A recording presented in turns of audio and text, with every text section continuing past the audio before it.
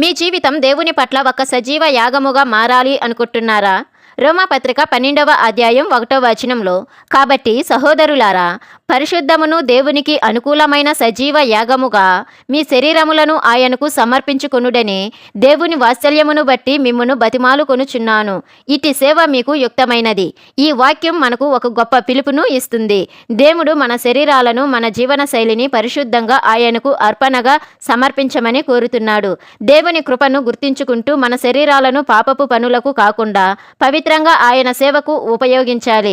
ఈ విధమైన జీవితం ప్రార్థనతో, పవిత్రతతో, ప్రేమతో నిండిన జీవితం ఆయనకు సంతోషం కలిగిస్తుంది. ఇది యుక్తమైన ఆత్మీయ సేవ.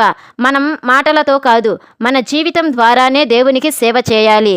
ఈ రోజు నుండే మీ శరీరాన్ని పరిశుద్ధంగా ఉంచి దేవునికి అర్పించండి. ఆయన మీ జీవితం ద్వారా మహిమ పొందుతాడు. మీరు దేవునికి ఆత్మీయ సేవ చేస్తున్నారా? ఈ సందేశం నచ్చితే లైక్ చేయండి, షేర్ చేయండి మరియు అనుదిన బైబిల్ వాగ్దానం ఛానల్ను సబ్స్క్రైబ్ చేయండి.